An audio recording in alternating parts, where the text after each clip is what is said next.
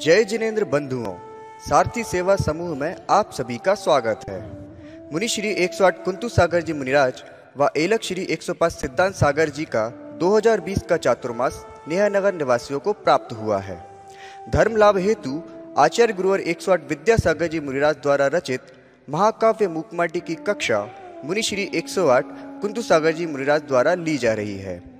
हम आप तक यह कक्षा पहुंचा रहे हैं, जिसे रोज आप सारथी सेवा समूह के फेसबुक पेज या यूट्यूब चैनल पर प्रातः 9 बजे देख सकते हैं।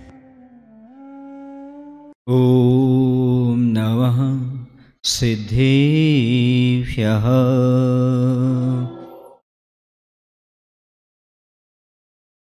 ओम नमः सिद्धेभ्यः।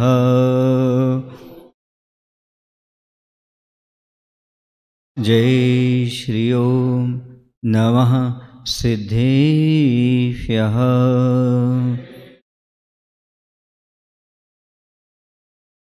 कारुण्यमुक्कारम् अरहन्ताणं तहे विसेद्धाणम् आर्यवध्यायाणं लोयम्ये सौसाहुणं लोयम्ये सौसाहुणं।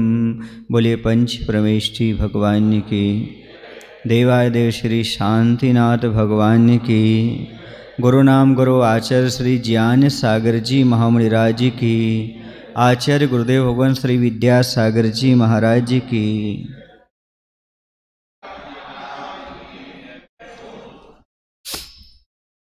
जैसे नदी हुआ करती है, उसके दो तट होते हैं, दोनों के तटों के बीच में से होकर के वहाँ नदी बहती चली जाती है। यह मर्यादा मानी जाती है, दोनों कूल दोनों तटों के बीच में नदी का प्रवाहित होना। वैसे ही नारी होती है, दुहिता हुआ करती है, पिता पक्ष और सास ससुर दोनों कुलों के बीच में से होकर के बहती है। नरी और नारी में यही तो समानता है। वह कुल का उल्लंघन नहीं करती, यह कुल का उल्लंघन नहीं करती। वह दोनों कुल तटों को लेकर चलती है, बीच में से बहती है। वैसे यह दोनों कुलों को लेकर के बीच में से बहती है। दोनों प्रकार के हित उसके पास हुआ करते हैं। माता पिता के कुल और सास ससुर के कुल दोनों में पुण्य धर्म को बढ़ाने वाली होने से, यह लोक और परलोक में सुख को उत्पन्न करने वाली होने से, कहीं भी किसी परिस्थिति में रहकर अपना और दूसरे का हित करने से यह दुहिता कहलाती है। स्त्री का पर्यायवाची नाम दुहिता है।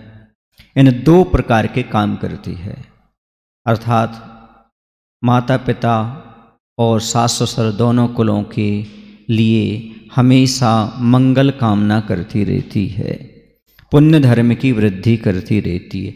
यह लोक और परलोक यानी यहाँ पर सुख समृद्धि परिवार में आए ऐसी कामना करती है। इसके बाद परिवार के जन ऐसे संस्कारवान बने कि परलोक में ही समृद्धि सुख प्राप्त हो, अर्थात यह गति तो अच्छी हो, इस समय मति तो अच्छी हो, लेकिन परलोक में गति भी अच्छी हो। ऐसी भावना, ऐसा प्रयास जो करती रहती है वह दुहिता कहलाती है, और अपना भी हित करती है और पूरे परिजन का हित करने वाली दुहिता होती है। आगे कहा था कि मातृ शब्द अपने आप में महत्वपूर्ण है। यदि गेय पदार्थ सामने हैं, गायक जानने वाला है, लेकिन यदि ज्ञाता नहीं है तो फिर क्या होगा? इसलिए ज्ञाता का अपने आप में महत्वपूर्ण होता है। इसलिए मातृशक्ति का सम्मान करिएगा। इस जीवन में सदा माता का सम्मान होना चाहिए, उसका गुणगान सदा होना चाहिए। धन्य है मातृशक्ति। यहाँ पर इतनी बात कल कही जा चुकी थी कि मातृशक्ति धन्य है। अब प्रश्न नंबर 207। सदियों से सदुपदेश देती आ रही है पुरुष समाज को यह अनंग के संग से अंगारित होने वालों, सुनो जरा सुनो तो। स्वीकार करती हूँ कि मैं अंगना हूँ, परंतु मात्र अंग ना हूँ, और भी कुछ हूँ मैं। अंग के अंदर भी कुछ झांकने का प्रयास करो, अंग के सिवा भी कुछ मांगने का प्रयास करो। जो देना चाहती हूँ, लेना चाहते हो तुम, सो चिरंतन शाश्वत है, सो निरंजन भास्वत है। भार रहित आभा का आभार मानो तुम। वह स्त्री कह रही हैं कि मैं स्वीकार करती हूँ कि मैं अंगना हूँ, आपकी अर्धांगिनी हूँ, तुम्हारे लिए भोग्या हूँ, किंतु मात्र अंग ही नहीं हूँ, मात्र मैं शरीर ही नहीं हूँ। और आपको मात्र हमारा शरीर ही नहीं चाहना चाहिए, हमारे शरीर की भोगने की इच्छा ही नहीं रखना चाहिए। और कुछ भी हूँ मैं, और कुछ भी समझो, मात्र वासना पूर्ति का साधन मत समझो। मात्र मेरे रूप पर ही मत रिझो, मेरे स्वरूप की ओर झांकने का प्रयास करो, शरीर के भीतर झांकने का प्रयास करो, शरीर के सिवा और भी कुछ मांगने का प्रयास करो। अकेले शरीर को ही मत मांगो, शरीर के ग्राहक मत मांगो, और कुछ भी ग्राह्य करो जो शरीर के अंदर है, जो आत्म तत्व है। मैं जो तुम्हें देना चाहती हूँ, क्या तुम उसे लेना चाहते हो? सो अनादिकाल से शाश्वत है, कर्म कलंक से रहित है, प्रकाशमान है, भार रहित जो चेतना है ना, वह मैं हूँ। अकेली अंगना नहीं, मैं चेतना भी हूँ। आप अंगना समझते हो, हमें चेतना भी तो समझो। अब तो चेत जाओ, उसका आधार मानो, उसका आभार मानो, उसकी शरण लेने का पुरुषार्थ करो। जो सही सुख का साधन है वह मात्र चेतना है। अर्थात नारी आत्मा में भुक बनने का उपदेश दे रही है। माँ शरीर की ओर ही दृष्टि मत ले जाओ, आत्मा की ओर भी दृष्टि ले जाओ। शरीर की ओर दृष्टि ले जाओगे तो मात्र काम वासना उत्पन्न होगी, और सामने वाले का शरीर भोग्य मात्र दिखाई देगा। लेकिन जब शरीर के अंदर जब पार करेंगे आप, तो अंग से भी कुछ अंदर और चीज है जिसका नाम चेतना है। उस आत्मा को भी देखने का प्रयास करो। जैसी आत्मा पुरुष में है, वैसी आत्मा स्त्री में है, प्रत्येक जीव में है। उस आत्मा का भी भान करो। मात्र शरीर को देख करके राग करते हो, शरीर को देख करके भोग्या समझते हो, मात्र शरीर ही चाहते हो। कभी आत्मीयता भी चाहा करो, कभी आत्मा के संबंध भी स्थापित किया करो, कभी अपने समान भी दूसरे जीवों को जाना करो। ऐसा उपदेश वह स्त्री देती है, अर्थात वह लौकिक ज्ञान भी देती है और आध्यात्मिक ज्ञान भी देती है। शरीर के साथ भी देती है, लेकिन धर्म भी साथ में समझाती चली जाती है। मात्र शरीर की सेवा मत करो, कुछ आत्मा की सेवा करो। मात्र भोगों में मत लगे रहो, थोड़ा सा योग की ओर जाओ, आत्मा का ध्यान भी करो। शरीर का ध्यान बहुत दिन कर लिया। रत्नावली ने थोड़ा ही तो संकेत किया था। किनको? राम बोला तुलसीदास जी को, जैसी तुम्हारी प्रीति इस चाम से है, वैसे राम से हो जाए तो कहे नहीं क्या। मायके चली गई थी वो। तो ये बताते हैं 100 पर बैठ करके नदी पार कर गए। रात्रि का समय था और कोई सांप वगैरह कुछ लटक रहा था उसके घर से, उसको पकड़ करके ऊपर चढ़ गए। तो उनकी पत्नी रत्नावली कहती, अरे तुम मायके में भी आ गए, अर्थात आप अपने ससुराल में आ गए, आपको लज्जा नहीं आई? इतना प्रेम था उसे किससे? रत्नावली नाम था शायद, क्या नाम था? हाँ। तो उन्होंने जवाब दिया, अरे तुम इतना प्रेम हो गया हमसे, इस चाम से प्रेम करते हो? इतना प्रेम तुम देखो, 100 को भी नहीं देखा, सांप को भी नहीं देखा, रात में आ रहे हो अंधेरे में। इतना प्रेम यदि तुम्हें जितना राम चाम से है, उतना भगवान राम से हो जाए तो बेड़ा पार हो जाए। इतनी शिक्षा दी थी रत्नावली ने। बस तुलसीदास जी मुड़ गए और राम के परम भक्त हो गए। इतिहास में तुलसीदास जी का नाम हो गया। बहुत बड़े कवि हो गए, बहुत बड़े भक्त हो गए, संत हो गए। इतना मात्र संकेत करने से, इतने शब्द बोलने से, ये है नारी शक्ति की शक्ति, नारी शक्ति की शब्दों की ताकत। वह चाहे तो बहुत कुछ काम करा सकती है।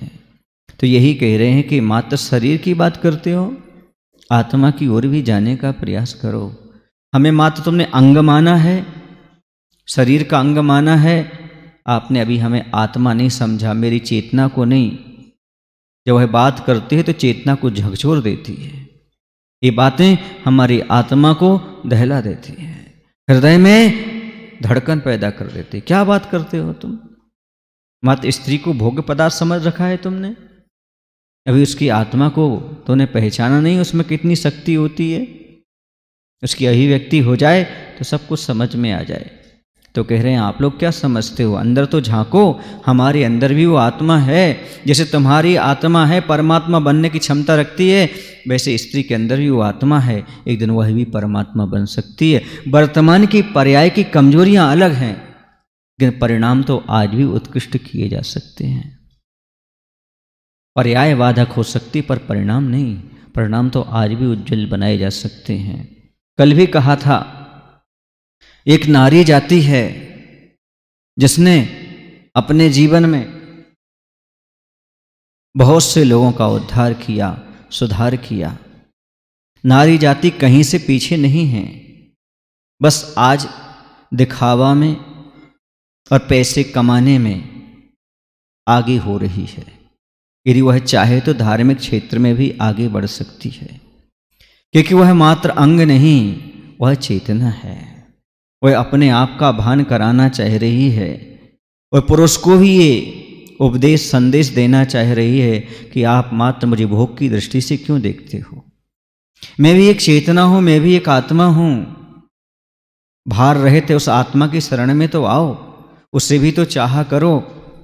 कब तक तुम आत्मा के स्वरूप को नहीं जानोगे, मात्र रूप पर ही रिश्ते रहोगे, आपके लिए इससे क्या मिल जाएगा। इसलिए मातृशक्ति के प्रति आचार्य कह रहे हैं सम्मान जागृत करो।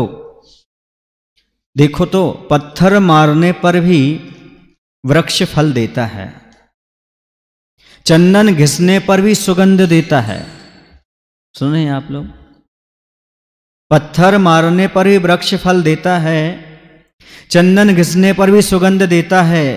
तुम्हें क्या हो गए, तुम्हें क्या हो गया इंसानों, इस स्वार्थ की दुनिया में रहने वालों।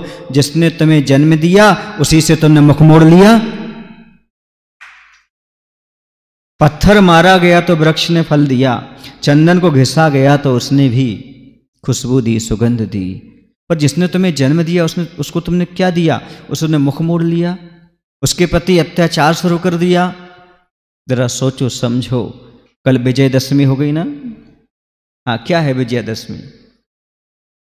रावण के पुतले को जलाना कि अपने अंदर पलने वाले रावण को जलाना। हमेशा ही लिखा आता है, बुराई पर अच्छाई की जीत, असत्य पर सत्य की विजय। इतना तो लिख देते हैं, पर ये समझ पाते हैं क्या कि रावण को क्यों जला रहे हैं, इस संकल्प हिंसा क्यों कर रहे हैं। यदि रावण को आपको जलाना ही तो आप राम बने हैं क्या, लक्ष्मण बने हैं क्या आप? पहले ये तो आकलन कर लो, हम राम बने हैं, लक्ष्मण बने हैं, तब तो हम रावण को जलाने की बात करें। पर राम और लक्ष्मण ने कभी रावण को मारने के भाव नहीं किए जीवन में। मात्र अधिकार की बात थी, नारी जाति की रक्षा की बात थी, इसलिए उन्होंने शस्त्र का उपयोग किया। यदि रावण तू सीता को वापस कर दे, युद्ध की जरूरत नहीं है, ऐसा प्रस्ताव भी वो भेज चुके थे। फिर बार बार क्यों रावण को जलाया जा रहा है? क्यों? क्योंकि रावण बाहर नहीं है, रावण तो अंदर है। बाहर का रावण तो गया, मुनि सुब्रतनाथ भगवान के काल में चला गया। लेकिन जो आदमी के अंदर घर कर गई, उसकी वृत्ति, मनोदशा, उसको समाप्त करो। जब तक वो समाप्त नहीं होगा तब तक रावण को जलाने से कुछ भी होने वाला नहीं। उसके पुतले को जलाने संकल्प हिंसा का पाप और लगेगा। लेकिन हमारे अंदर क्या वो दुर्गुण नहीं है? हम झांक कर तो देखें। जो उसके अंदर अहंकार था वो आपके अंदर नहीं है क्या? जो हठीलापन था वो हमारे अंदर नहीं है क्या? उस अहंकार को समाप्त करो। विजयादशमी, अपने आप पर विजय प्राप्त करो।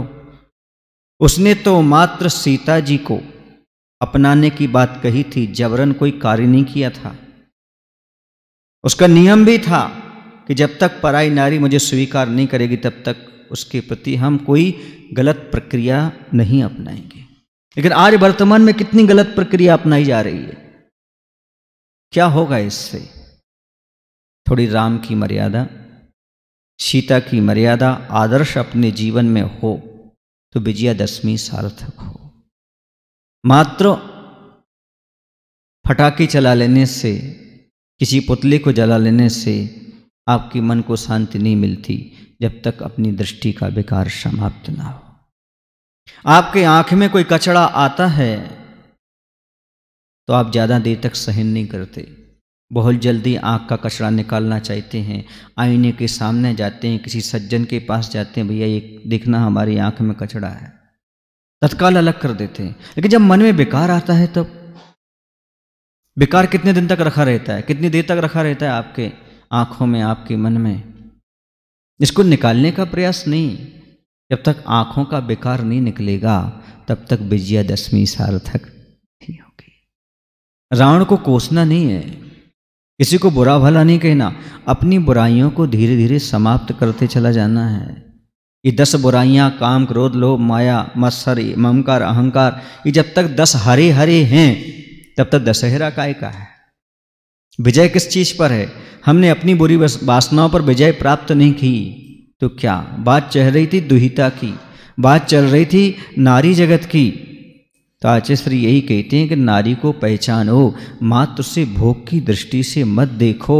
वह मात्र अंगना नहीं है बल्कि वह चेतना भी है। मात्र भोग्य पदार्थ नहीं है, उसके अंदर भी जीवित कोई क्षमता है। उसका अनादि काल से जो उसका निरंजन भास्वत स्वरूप है उसे पहचानो। सो चिरंतन शाश्वत है, उस आत्म तत्व का भान करो। यह सारा का सारा उपदेश प्रभाकर का अपनी प्रभावों को चल रहा है।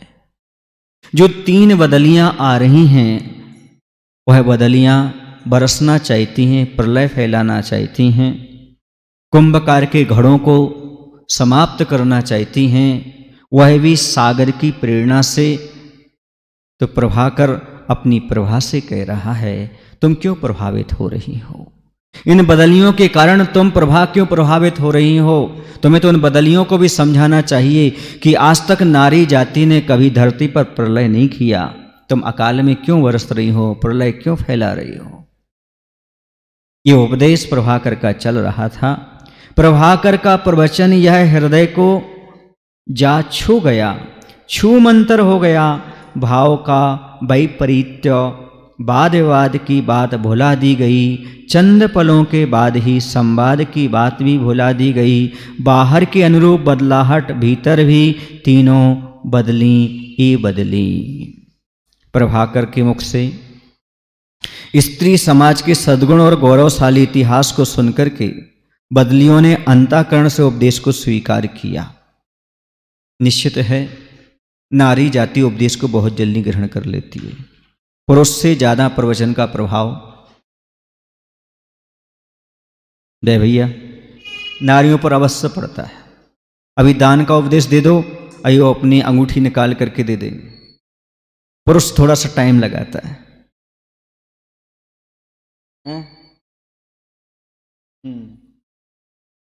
बहुत सही बात है, उनको तो बदलना ही पड़ता है। ये हम बता चुके इन लोगों को कि जब वह बच्ची रहती है माता पिता के बारे में सोचती है, फिर आकर के बहू बन जाती है तो पति के बारे में सोचती है, बदलती जाती है। हाँ, सबका हित करती है। फिर माँ बन जाती है तो बच्चों के बारे में सोचती रहती है। 3 रूप बता चुके इन लोगों को। ये सब परिवर्तन होता रहता है और ये हमेशा परिवर्तन करना चाहती हैं। और आप सर्वे देख लो, डॉक्टरों से पूछ लो, अटैक के मामले में पुरुष को ज़्यादा आते हैं, महिलाओं को कम। ऐसा क्यों? ऐसा क्यों? कि बहुत जल्दी घुल मिल जाती है। आपको किसी से रिश्तेदारी बनाने में 4 दिन लगेंगे, इन्हें 4 मिनट लगते हैं बस। ट्रेन में बैठेंगे, आप कहाँ से आए, कैसे हैं, तत्काल परिचय हो जाता है, घुल मिल। अरे वो तो हमारे वो मामा थे, हाँ वो हमारे फूफा थे, वो हमारे थे। बहुत जल्द की रिश्तेदारी भी निकल आती है, बहुत जल्दी प्रभावित हो जाते हैं। दूसरी बात ये भी है, पुरुष कमाता है लेकिन महिलाएं बनाती हैं और खिलाती हैं। कमाने वाले को अटैक आ सकता है, खिलाने वाले को कभी अटैक आता नहीं है, कि हमेशा खिलाने का काम करती है। देखो नारी जगत कितना खुश हो रहा है ये सुनकर के प्रशंसा। तो एक मूकमाटी ग्रंथ है जिसमें आचार्य ने बहुत प्रशंसा की है। इनके माध्यम से धर्म की क्षेत्र में बहुत वृद्धि हो सकती है। जैसे ही चक्रवर्ती को उपदेश देने से बहुत प्रजा सुधर जाती है, वैसे ही परिवार में एक नारी को उपदेश देने से पूरा परिवार सुधर जाता है। क्योंकि परिवार की रीढ़ की हड्डी यदि कोई है तो नारी है। वह जैसे चाहे वैसे परिवार को ढाल सकती है। अच्छा चाहे तो अच्छा और बुरा चाहे तो बुरा। हाँ, थोड़ा पुरुषार्थ तो करना पड़ता है, मेहनत तो करना पड़ती है। और आप तो सहन शक्ति की मूर्ति हो, आप में सुनने की भी ताकत है और आप में सहन करने की भी ताकत है। पुरुषों के पास मात्र शक्ति होती है, पर महिलाओं के पास तो सहन शक्ति होती है। पुरुष के पास मात्र कहने की क्षमता होती है, पर महिलाओं के पास तो सुनने की भी क्षमता होती है। एक बार बताऊं, सुनने में मेहनत नहीं लगती, बोलने में मेहनत लगती है। जैसे आप लोग बैठे हैं, आपको मेहनत लग रही, मैं बोल रहा हूं तो बोलो ना, लेकिन सुनना बहुत कठिन है। बोलना तो सरल लगता है, पर नहीं, अच्छा बोलना बहुत कठिन है, बुरा बोलना तो बहुत सरल है। और लोग यही बोलते, बुरा बोल कर आते हैं, मुझे अच्छी सुना करके आया हूं। अब जब बुरे को अच्छा मानोगे तो अच्छे को अच्छा कैसे मानोगे, ये कहना चाहते। क्योंकि सुनने के लिए कान खोलना नहीं पड़ते, लेकिन बोलने के लिए तो मुंह खोलना पड़ता है ना। मेहनत किस में ज्यादा है? लेकिन आप लोग सुनना कठिन मानते हो और बोलना सरल मानते हो। तो सुनने की क्षमता और सहन करने की क्षमता स्त्री समाज में जन्मजात हुआ करती है। नारी या कुलीन नारी कह लो, कुलवान नारी कह लो, और कोयल एक सी हुआ करती है। कोयल की आवाज बड़ी सुरीली, बड़ी मीठी होती है। ऐसी कुलीन नारियां भी कम बोलती हैं, बहुत ही मीठा बोलती हैं। कोयल चाहे आम की मंजरी पर बैठे और चाहे कटीली झाड़ियों पर, वह जब भी बोलेगी तो मीठा ही बोलेगी। वैसे ही नारी को परिवार में चाहे सुख सुविधा मिले या ताने बाने, वो जब भी बोलेगी तो मीठा ही बोलेगी, क्योंकि कुलीन नारी कोयल के समान आचरण करने वाली होती, हमेशा मीठा बोलती है। ये कुलवान की पहचान है। लड़ाई झगड़े तो कभी करती नहीं थी नारी। सीता जी ने एक बार ही प्रश्न उपस्थित नहीं किया कि हमारे रामचंद्र जी का क्या दोष है, वनवास क्यों। ये भी नहीं कहा कि आप चले जाइएगा, हम बाद में आएंगे वनवास में। ये भी नहीं कहा 14 साल के बाद मिलेंगे, अभी तो हम मायके जा रहे हैं, जनक के यहां जा रहे हैं। ये क्या चीज है? अंजना के हृदय में पवनंजय के प्रति 22 साल तक वही सम्मान बना रहा। ये क्या चीज है? मन में कभी दूसरे का विकल्प भी नहीं आया। न सीता के अंदर कोई विकल्प पला। हाँ, 11 दिन तक बिना भोजन की रहने वाली सीता, पर काहे मन को डिगा दे कोई नहीं। सीता के बारे में जब कभी चर्चा करेंगे तो बहुत अच्छी बात करेंगे। सीता का एस बोलता है स्ट्रोंग। सबसे पहले तो वो स्ट्रोंग थी, अपने आप में मजबूत थी। रावण हिला नहीं पाया उनके इरादों को, उनके संकल्प को। कुछ भी कर दो, नहीं, राम के अलावा कोई नहीं। क्या कारण है ये? क्योंकि नारी के हृदय रूपी वेदी पर जीवन में एक ही देवता बैठता है, मरण पर्यंत तक एक ही देवता रहता है। उसका क्या नाम है देवता का? पति। नारी के हृदय में दूसरे का वास नहीं हो सकता। पतिव्रता नारी कहो, कुलीन नारी कहो, वह कभी दूसरे को अपने हृदय में स्थान नहीं दे सकती। एक बार चुन लिया, राजुल कहती एक बार चुन लिया, चुन लिया। नेमी मतलब नेमी, और नेमी नहीं तो फिर हम भी नेमी, हम भी पीछे चलेंगे, भले उस जयंतगिरी का नाम गिरनार पड़ जाए, पर हम तो उसी मार्ग पर पड़ेंगे। मैं ना सुंदरी कहती है, मैं ना सुंदरी। आजकल तो सब सुंदर बनना चाहते हैं। विश्व सुंदरी बनने की होड़ है, पर मैना सुंदरी बनने की नहीं। आज हर बच्ची सुंदर बनना चाहती है, मैना सुंदरी कोई नहीं बनना चाहता। हाँ, ये होड़ है, मैं सबसे सुंदर हो जाऊं, सबसे सुंदर हो जाऊं, लेकिन मैना सुंदरी हो जाऊं कोई नहीं। अपने जीवन के विशेष निर्णय अपने हाथ में ही रखती है। पहले विशेष निर्णय माता पिता पर छोड़ दिए जाते थे। तुम जैसा भी निर्णय लेना चाहो ले लो, ना पहले लड़का देखा जाता था ना लड़की देखी जाती थी। जीवन भर संबंध अच्छे से चलते थे। आज तो ऐसे कैसे हो जाएगा? ये तो मेरी पर्सनल लाइफ में, इसमें माता पिता का इंटरफेयर नहीं होना चाहिए। पर मैं पूछना चाहता हूं, आप लोगों ने कभी कोई खेल खेला क्या? नीलेश जी, आपने कोई खेल खेला? कबड्डी का खेला, क्रिकेट का खेला? इसमें कुछ एम्पायर होता है, निर्णायक होता है कि नहीं होता है? एक क्रीज होती है, एक मर्यादा रेखा नहीं होती, इसके बाहर गए तो आउट होता है ना, इसको छू लिया तो आउट नहीं। दो चीजें अवश्य होती हैं कोई भी खेल हो संसार का। एक निर्णायक होता है, जिससे एक मर्यादा होती है किसके भीतर खेलना। तो जीवन में कोई अंपायर नहीं है क्या आपके? कोई मर्यादा रेखा नहीं है क्या आपके जीवन की?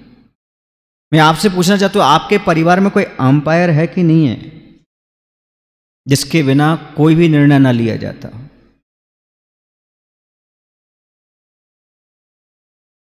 ऐसी कोई मर्यादा है आपके परिवार की कि 9 बजे के बाद घर से बाहर कोई नहीं निकलेगा, सब 9 के पहले घर में आ जाएंगे। 9 बजे के बाद कोई मोबाइल नहीं देखेगा, सब मोबाइल एक जगह रखे जाएंगे। है कोई मर्यादा? पूछना चाहूंगा मैं। कौन से वस्त्र पहनना, इसकी कोई मर्यादा है?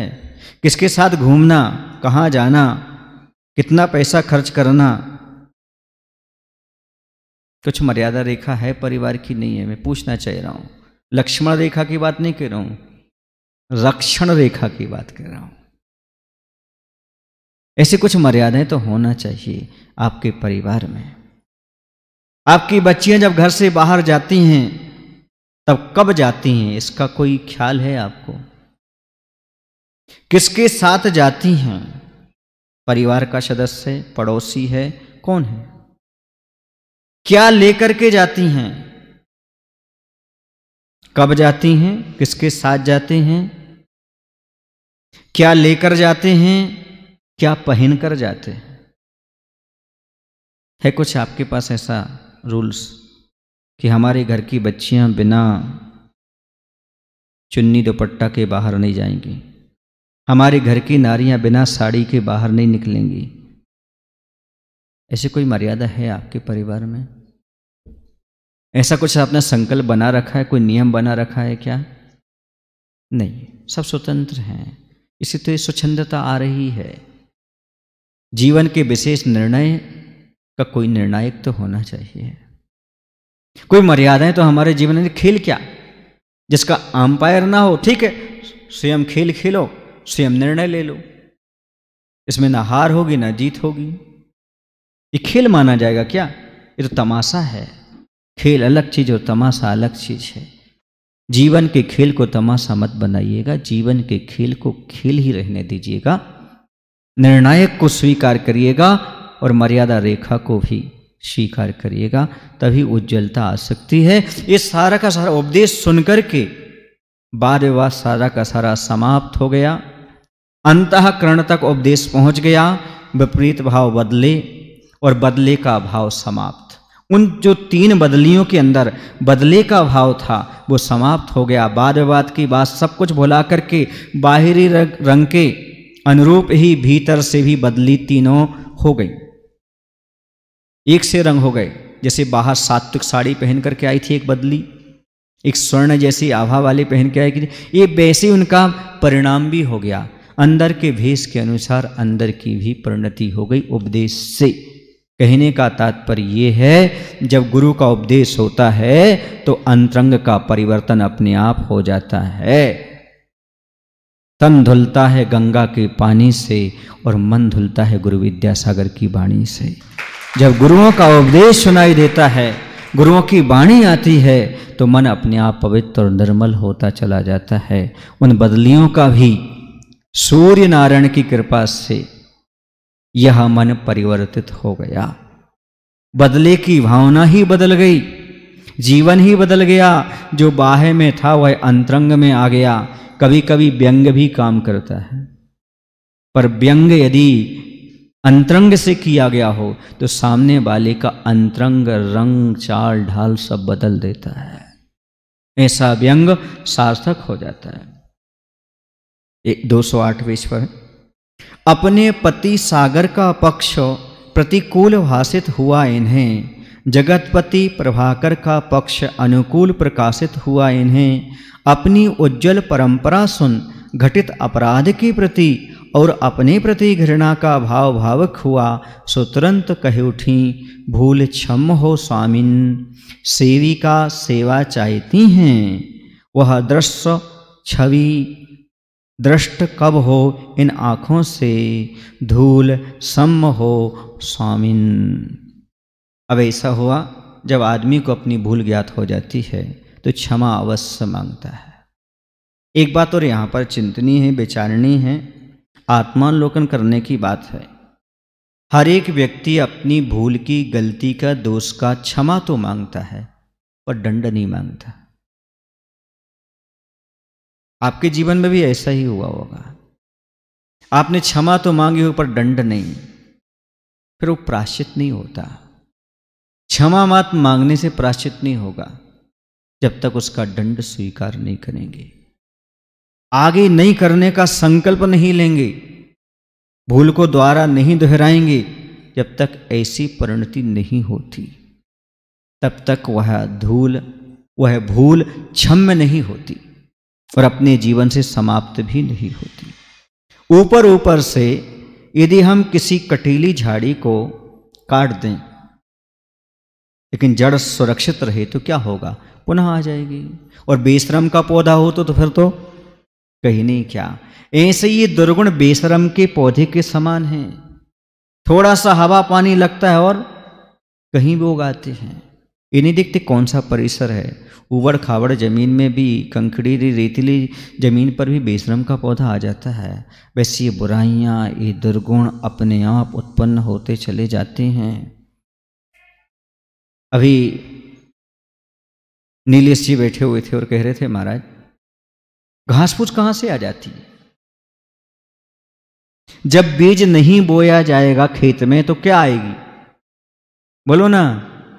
बीज बोने के बाद भी जब घास फूस आ जाती तभी तो उसकी निदाई करना पड़ती है। बिना बोए तो क्या होगा।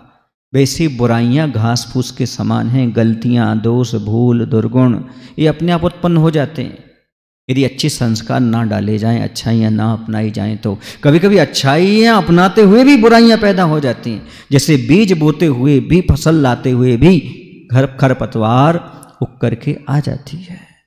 ऐसे ही आती चली जाती हैं। तो कह रहे हैं ये भूल उसे ज्ञात हुई है, तभी तो वह कह रही है अपनी उज्जवल परंपरा को सुन करके। देखो ये स्वाभिमान की बात है। जब आदमी के अंदर स्वाभिमान जाग जाता है तो पाप से बच जाता है। अरे मेरी परंपरा कैसी रही है, नारी जाति ने क्या किया है, ये स्वाभिमान जाग गया। अपनी उज्जवल परंपरा को सुनकर के अपने पति समुद्र का पक्ष उन्हें गलत प्रतीत हुआ। कौन को?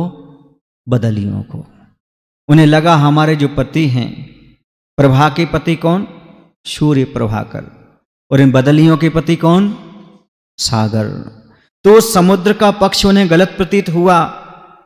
जगतपति सूर्य का पक्ष सही लगा और आपराधिक भाव के प्रति उनका मन गिलानी से भर गया। सुबह तुरंत दिवाकर से कहने लगी, गलती के लिए क्षमा चाहते हैं हम, हमें सेवा का अवसर प्रदान करो। बहुत बड़ी बात है।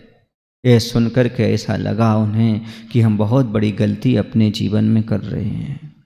इस गलती को समाप्त करने के लिए हमें कुछ ना कुछ तो सोचना पड़ेगा, विचार करना पड़ेगा। देखो बंधुओं, अपने पति का ही पक्ष छोड़ने तैयार हैं, क्यों? गलत तो गलत है। और विजयादशमी क्या कहती है? विभीषण के पास जाओ ना। विभीषण यही तो कहता है, मैंने अपने भाई का साथ क्यों छोड़ा? क्योंकि वहां सत्य नजर नहीं आ रहा था। मैं सत्य का पक्ष लेने के लिए तैयार हूं, न्याय का पक्ष लेने तैयार हूं, इसलिए राम के पास जाना चाहता हूं। मैं अपना भाई भी असत्यवादी हो, अन्यायी हो, तो भी मैं उसका साथ छोड़ना चाह रहा हूं। भाई का साथ नहीं छोड़ रहा हूं, अन्याय का साथ छोड़ रहा हूं, असत्य का साथ छोड़ रहा हूं। जैसे ये बदलियां कह रही हैं कि मेरे पति समुद्र, उनका पक्ष मुझे रुचा नहीं। हमें दूसरे का अर्थात सूर्य का पक्ष मुझे अच्छा लग रहा है। सूर्य जो प्रेरणा दे रहा सही कह रहा है। ऐसे रामचंद्र जी जो कह रहे हैं वो सही कह रहे हैं। वो युद्ध नहीं करना चाह रहे हैं, सीता को लौटा दो, पर नहीं, हमारा भाई रावण कह रहा है मैं नहीं लौटाऊंगा, तो हम तुम्हें छोड़ देते। तुमने सत्य को छोड़ दिया, न्याय को छोड़ दिया, हम ऐसे भाई के पास हम नहीं रह सकते। भले दुनिया उसे भी कहे घर का वेदी, उससे क्या होता है, जैसी जिसकी दृष्टि वैसा कहेगा। पर हकीकत तो ये है कि उन्होंने रावण का भाई का पक्ष नहीं छोड़ा, उन्होंने सत्य का पक्ष रखा है, उन्होंने न्याय का पक्ष लिया है। और हमेशा हमें न्याय का पक्ष ही लेना चाहिए, अन्यायी का साथ नहीं देना चाहिए। हमें किसी से घृणा नहीं है, हमें अन्याय और असत्य से घृणा है। तो यह नारी जीवन की बात कह रहे हैं कि उनके लिए लगा और उन्होंने अपनी भूल की क्षमा मांगी और ये भी कहा हमें सेवा का अवसर दीजिएगा। देखो, दो प्रकार की बात होती है। किसी जीव को नहीं मारना एक प्रकार की अहिंसा, लेकिन उन जीवों से प्रेम करना, उनकी सेवा करना दूसरे प्रकार की अहिंसा। जीव को नहीं मारना ये नकारात्मकता की ओर वाली है और एक सकारात्मक विधेय वाली है, उनकी सेवा करना, उनसे प्रेम करना। लगती एक सी हैं लेकिन दोनों में अलग चीज है। फूल में खुशबू ना होना अलग चीज है और खुशबूदार होना, अर्थात फूल में बदबू ना होना अलग चीज है और खुशबूदार होना अलग चीज है। जैसे कागज का फूल है, उसमें बदबू नहीं है लेकिन खुशबू भी तो नहीं है ना। आप किसी को मारते नहीं हो पर किसी को बचाने का भाव भी तो नहीं कर रहे ना। ऐसे यहां पर है, हमसे गलती हुई उसकी हम क्षमा चाहते, लेकिन हम सेवा करना चाहते हैं। हम जिसका गलत करने के लिए आए थे, हमने गलत करने का भाव छोड़ दिया पर उसका अच्छा करने का भाव अपनाया जा रहा है। ये बहुत अच्छी चीज है। फूल में दुर्गंध ना होना ये अच्छा गुण है, लेकिन फूल में खुशबू होना एक विशेष गुण है। नहीं आया समझ में? हाँ, बड़ा होना एक अच्छी बात है, लेकिन अच्छा होना एक बहुत बड़ी बात है। बड़ा होना अच्छी बात है, लेकिन एक अच्छा इंसान होना बहुत बड़ी बात है। बड़े होना उतनी बड़ी बात नहीं जितनी बड़ी बात होना। इसलिए बड़े तो आप हैं, कोई बात नहीं, लेकिन कम से कम अपने जीवन में एक बड़ी बात होना चाहिए ताकि आपकी पूरी नगर में बात हो। भैया आपकी पूरी नगर में बात हो रही है, हाँ कुछ ना कुछ बात तो होगी, तभी तो हो रही है। जिसके पास कोई बात नहीं होती उसकी कहीं बात होती नहीं है, ये निश्चित है। इसलिए यहाँ पर कह रहे हैं कि हमारे लिए अब दृष्ट कब हो इन आँखों से, धूल सम हो। धूल मतलब बुराई, रज धूल, वह सम माने समाप्त हो। हमारे जीवन से जो गलतियां हैं वो सब समाप्त हों। आपने जो नारी की गौरव गाथा सुनाई, वैसा ही हमारा जीवन आदर्श बने। अज्ञान की धूल दूर हो मन से हमारे, यही चाहते हैं हम सब। आचार्य श्री जी कहते हैं जो हमारे दोष बताए, धोए, समाप्त करे, वो हमारा दुश्मन कैसे हो सकता है? पर आज आदमी क्या करता है, किसी ने हमें दोष बताया, गलती बताई, हम समझते कौन है हमारा दुश्मन है। पहले आपको इस सकारात्मक सोच पैदा करना पड़ेगी, हमारी बुराई करने वाला, हमारा आईना बनने वाला कुछ ना कुछ तो हितैषी होगा हमारा। उसी क्या पड़ी थी हमारे बुराई, उसने दूसरे से तो नहीं बताई ना, हमसे ही बताइए ना, मतलब वो हितैषी होगा। यदि आपके सामने गड्ढा है, आपको मालूम नहीं है, रास्ता खराब है, कोई व्यक्ति बताता है आगे रास्ता खराब है, धन्यवाद भैया, गुस्सा होते हो कि धन्यवाद देते हो? शत्रुता रखते हो कि धन्यवाद, बाद भैया आपने अच्छा किया था, हमें बचा लिया था? ऐसे ही यदि आप कहीं बुराई के गड्ढे में जा रहे हैं, गलत कर रहे हैं, यदि आपको कोई सजेस्ट करता है तो आपको उसे धन्यवाद देना चाहिए कि उससे मुंह फेर लेना चाहिए? बोलो ना, गलत होता है, ये गलत है। यहीं पर हम चूक कर जाते हैं। हमारी गलती बताने वाला गलत नहीं हो सकता, ये पहले हमारे माइंड में रखना होगा, तभी हम गलती से बच सकते हैं। सामने वाले के सुझाव को हाँ हुई है, तुम्हें काले ने, हमें पता है तुम कितने अच्छे हो, ये और कहने लगते हैं हम। हाँ सुने आप लोग, कांच को आईना बनाने के लिए पीछे पारा लगाना पड़ता है, इसलिए शायद आदमी को आईना दिखाते हैं तो उसका पारा चढ़ जाता है। कांच को आईना बनाना तो क्या लगाना पड़ता पीछे? पारा। इसलिए तो किसी को आईना दिखाओ तो क्या होता है, उसका पारा चढ़ जाता है। पर याद रखो भैया, आईना दोष लगाता नहीं है, आईना दोष दिखाता है। ये विश्वास जिसको हो जाता है वो आईने से नफरत नहीं करता, वो आईने को अपने पास रखता है। निंदक नीरे, बाकी तो आपको ज्ञात है, ये ज़्यादा व्याख्यान करने की जरूरत नहीं है। लेकिन आईने से नफरत कौन करता है?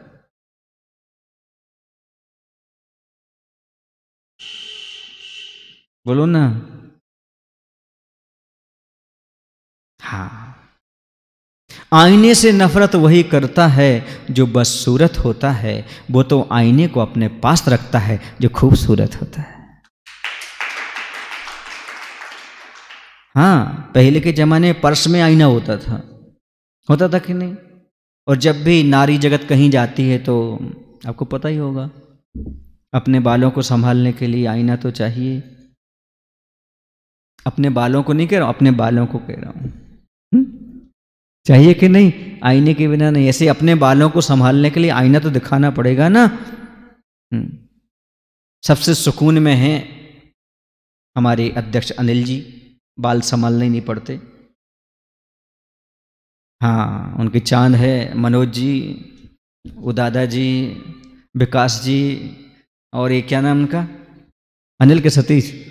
हाँ, ये सब अच्छे हैं, इनको बाल संभालने की जरूरत नहीं है। ऐसा मत सोचना, समझ रहे ना? आईना तो आप भी देखते होंगे, क्योंकि हर कोई व्यक्ति अपना चेहरा देखना चाहता है, अर्थात हर एक आदमी अपनी अच्छाइयाँ देखना चाहता है। ऐसा कोई दर्पण लाओ जिससे पीठ दिख जाए। किसी नाई की दुकान पर जाओ तो आपको पीठ वाला आईना भी दिखाई दे दे। किसी गुरु के चरणों में जाओ ताकि आपको बुराई रूपी पीठ दिखाई दे जाए, आपका जीवन का सुधार हो जाए। और ये पीठ दिखाने वाले यदि कोई रहे, पीठ पीछे बुराई करने वाले अलग हैं और पीठ दिखाने वाले अलग हैं। यही हम कमी कर जाते हैं, पीठ पीछे बुराई करने वाले और पीठ को दिखाने वाले को एक मान लेते हैं। बुराई करने वाले अलग हैं और बुराई दिखाने वाले अलग हैं। आपकी बुराई आपको दिखाते हैं, आपके हितैषी हैं। आपकी बुराई दूसरों से करते हैं, समझो आपके कभी हितैषी नहीं हो सकते। अपरिचित आहार रहा जो, अपरिमित आधार रहा जो, आनंद तत्व का स्रोत मूल गम हो स्वामिन। कार्य क्या अकार्य क्या, क्षीर नीर विवेक जागृत हुआ। सेव्य की सेविका बनी, समता की आँखों से लखने वाली, जिनकी लीला तन की मन की मृदुता मुदिता शीला बनी। दान कर्म में लीना, दया धर्मो प्रवीणा, बीना विनीता सी बनी। राग रंग त्यागनी, विराग संग भावनी, सरला तरला मराली सी बनी। कह रहे हैं अपरिचित आहार और अपरिमित आधार का ही परिणाम है अज्ञानमय दुखी जीवन। ये अज्ञानमय जो दुखी जीवन हमारा है उसमें यही रहा, हमने अपरिचित का आधार लिया है और अपरिमित आहार किया है। अपरिमित आहार समझते हो ना? सीधी बात, आहार का संतुलन नहीं रखा हमने। आहार का संतुलन जिसके पास नहीं है, आधार मतलब शरण, जिसके पास उसका संतुलन नहीं है, उसका परिणाम ये है कि अज्ञानी बने रहते हैं, दुखमय जीवन बना रहता है। आनंद की प्राप्ति का मूल कारण हमें ज्ञात हो स्वामिन, आखिर मूल कारण क्या है? अभी तक मूल कारण हमें ज्ञात नहीं हुआ कि आनंद किससे प्राप्त होता है। आदमी खूब भोजन करने को समझता है और बहुत से लोगों से परिचय करने से, अरे आज तो बहुत से लोगों से मिल लिया, समझता है मैंने आनंद प्राप्त कर लिया। दो व्यक्ति खड़े हुए हैं, उसने कहा क्यों भाई पहचान लिया? अरे कैसी बात करते हो साहब, आपको नहीं पहचाने तो किसको पहचानेंगे? पर दोनों एक दूसरे को तो पहचान गए, पर खुद को कौन पहचाना उन दोनों में? बोलो ना, खुद की पहचान खो गया। कहता जरूर है तो हमें पहचान गए, हम तुम्हें पहचान गए, कैसी बात करते हो भैया?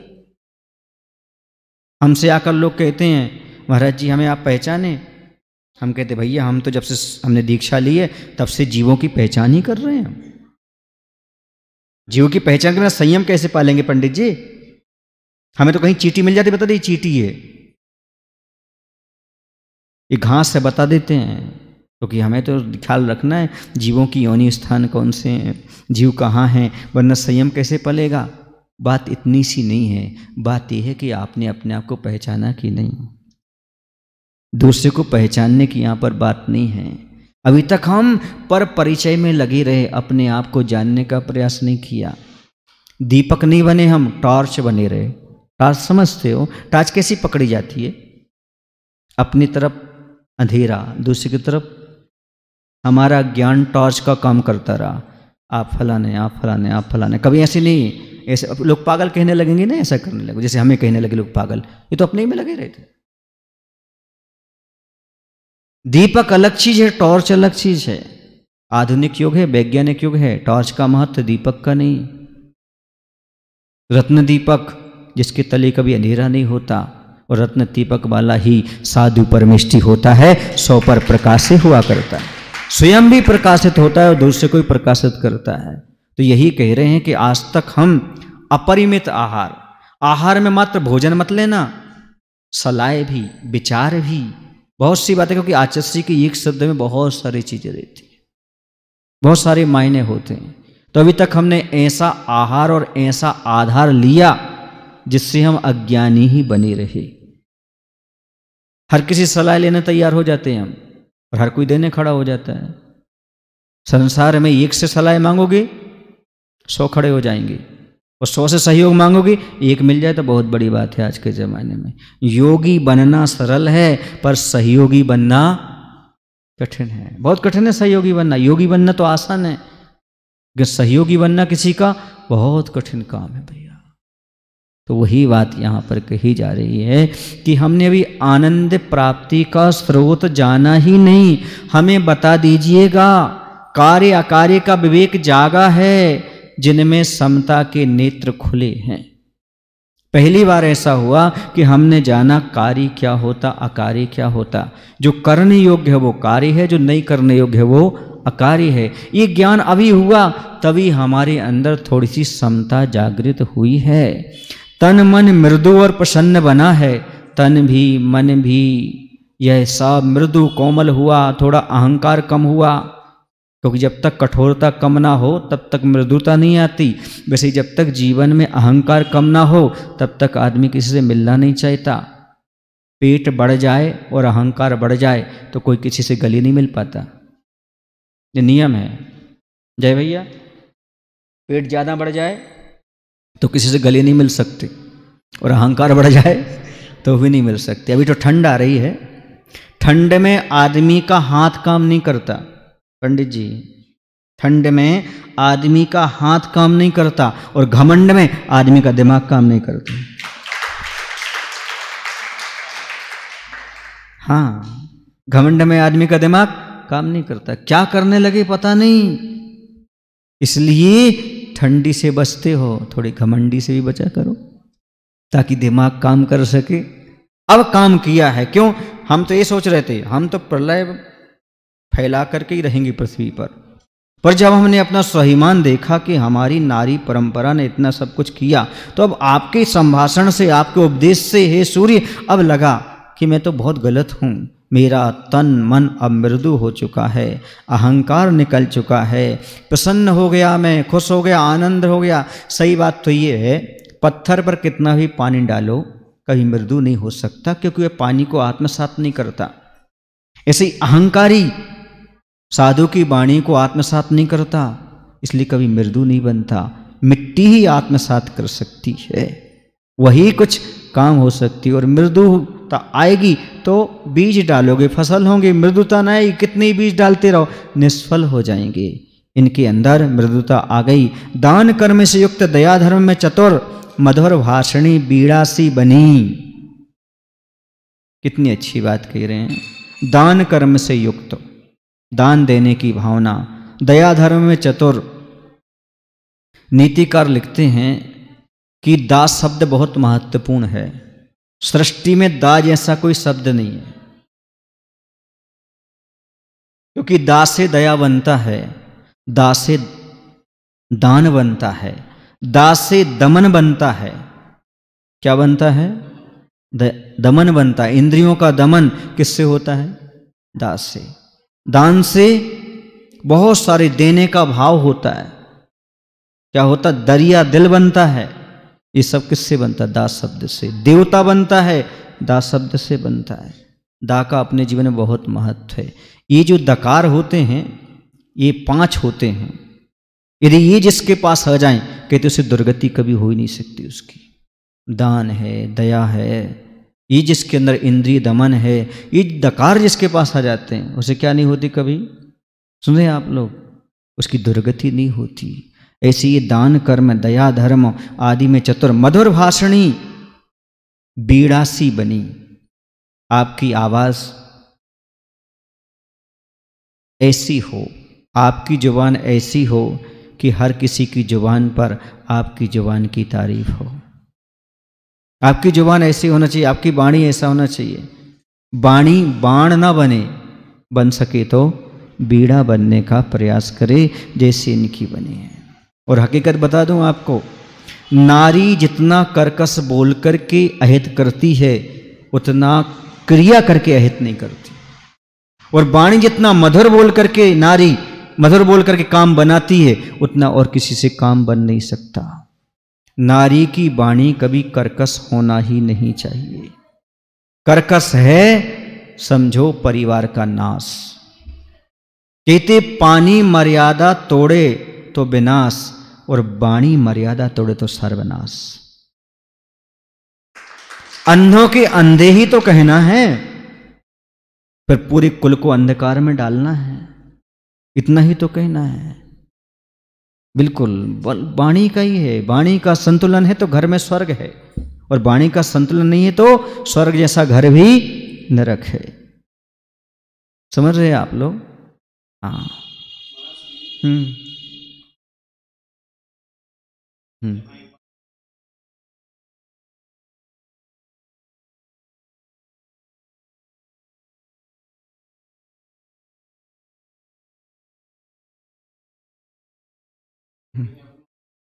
हाँ, स्वाभिमान का सीधा सीधा है, कुल परंपरा के विपरीत कार्य नहीं करना।